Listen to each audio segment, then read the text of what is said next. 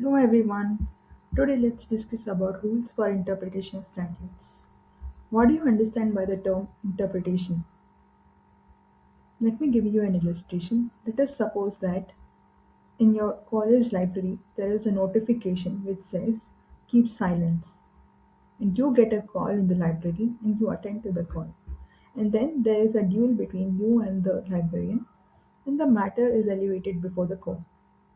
Should the court interpret and say that the words keep silence meant absolute silence? Or did the words keep silence permit soft speaking or conversations which happen feebly? Let us suppose that you had to urgently attend the call, and that is why you attended the call in the library itself. Those things will come under evidence in all these things. But when we talk about interpretation, only the wordings will be interpreted. So, to win a case, not just interpretation, but evidence should also aim towards it.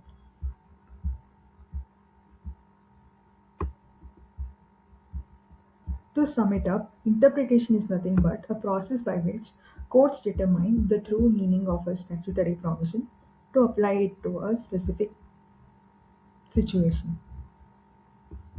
So, here the judiciary will try to understand the intention behind the particular statute, which is nothing but mens sententia legis.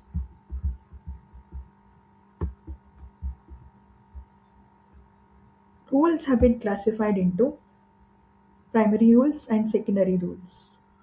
Primary rules are nothing but fundamental principles courts use to interpret statutes. And under primary rules, we have the literal rule, golden rule, mischief rule, and harmonious construction. And under secondary rules, we have the nociter a suffix, ejusdem generis, ridendo singula singulis.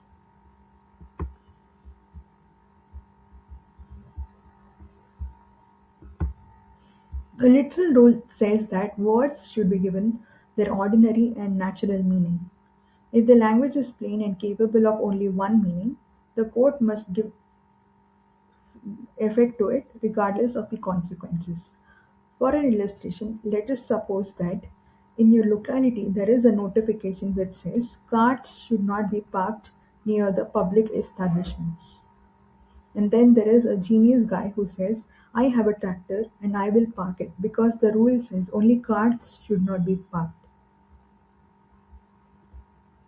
If we take the literal rule and give ordinary meaning to the wordings, then the intention behind which the notification came into existence does not make any sense. And that is why we'll move on to the next rule, which is the golden rule. So, golden rule will come into existence only when the literal rule doesn't make any sense and there is ambiguity, as well as the literal meaning may lead to absurdity. So, if we understand the intention behind the notification, then one could interpret that the notification meant cars, carts, tractors, and any other vehicles which use road transportation as means.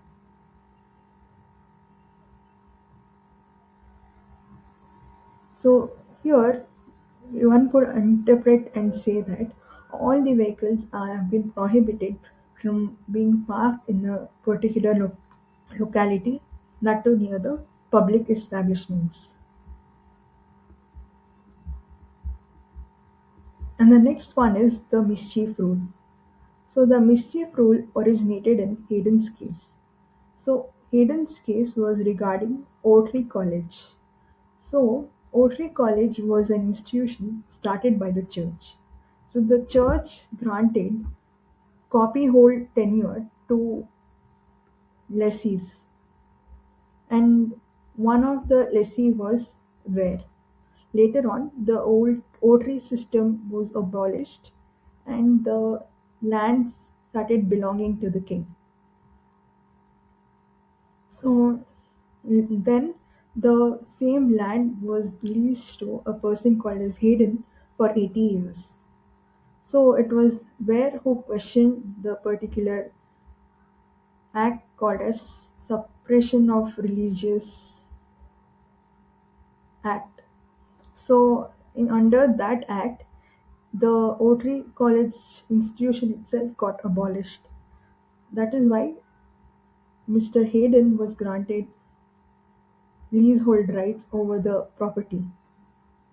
The court in this matter originated the mischief rule and stated that the courts to determine the matter needed to question four things.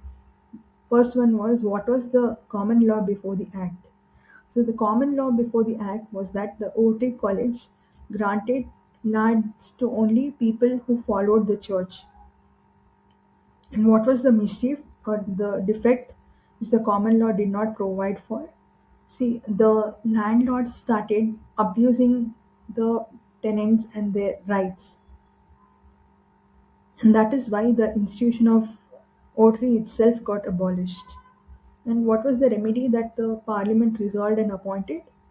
That was also discussed. So the same mischief rule was interpreted even in Smith versus Hughes.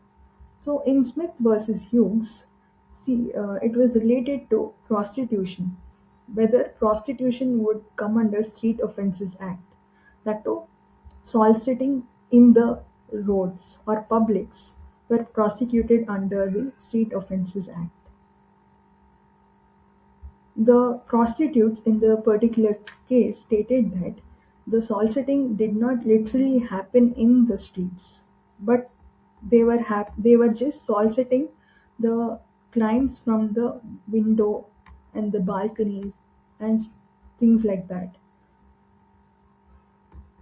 See, the whole intention behind why the Street Offences Act came into existence was that in a civic society and decent society, prostitution will always be looked down, and also prostitution is something that should happen in a secluded place.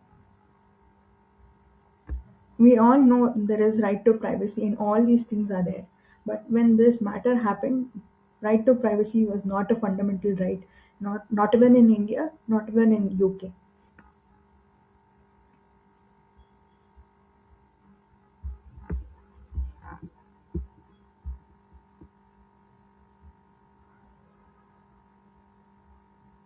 The next is the harmonious construction.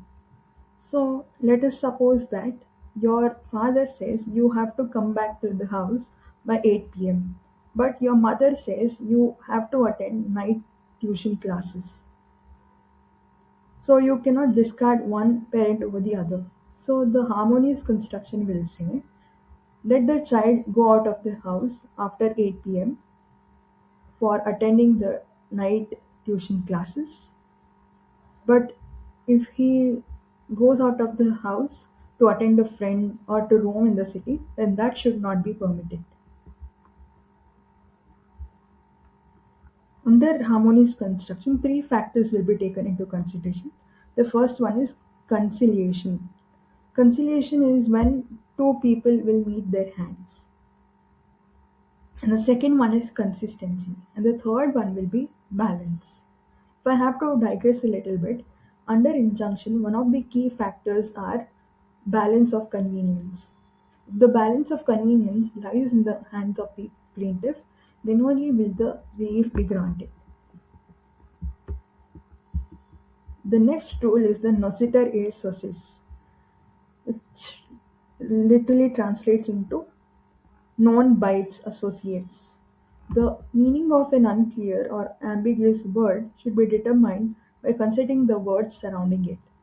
For an illustration, the phrase commercial establishment, office, or shop, here the word office, how should it be interpreted? It will definitely mean a place of business rather than a private office or a government bureau.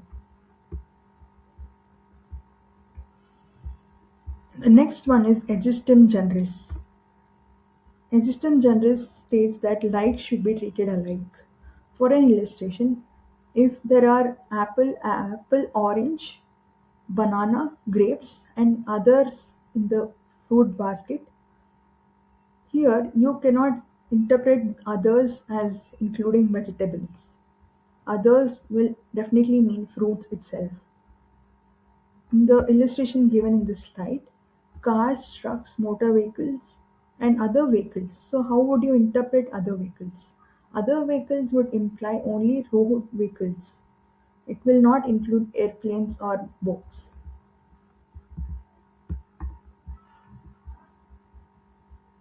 And then redendo singula singulis. For an illustration, let us suppose that there is a sentence which says, the teacher and the students have entered with register and books. So here, if we break down the sentence, it means that the teacher has entered with a register and the students with books. So if a complex sentence is framed and there are two set of words used, they should be grouped in sequence according to a logical reasoning.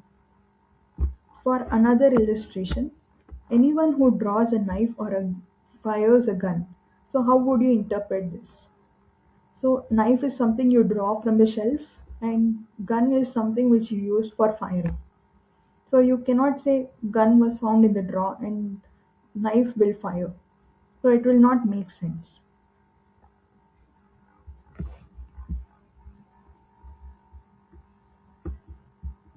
Now I'll go forward with summary comparison. So the literal rule will say that if there is an apple, it should be interpreted the way an apple will be. It should not be interpreted the way an orange will be interpreted. And golden rule. Golden rule will come into existence only when the literal rule will lead to absurdity. And mischief rule. Mischief rule will suppress the mischief and advance the remedy. And harmonious construction. That will come into existence only when conflicts are involved. Let us suppose that there are two things that are happening. One is that there is a first wife who's asking for pension from the deceased pensioner, and there is also a second wife who's asking for pension from the deceased pensioner, and they are Hindus. Under Hindus, the second wives do not get maintenance rights or even pensionary rights. But if you take the status of the woman. For example, if she is suffering from vagrancy or destitution, and if she takes refuge under the constitutional provisions, then one could interpret and say that even the second widow is also entitled to get pensionary rights. There is a pensionary rule which says if there are two widows, each widow will be entitled to get equal share in the property.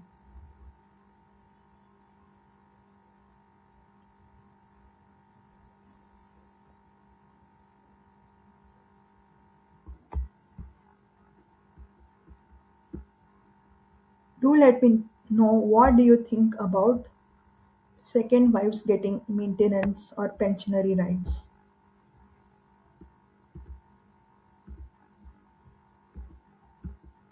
Also, do you think in today's world the word woman should also include a man, that too under the Domestic Violence Act?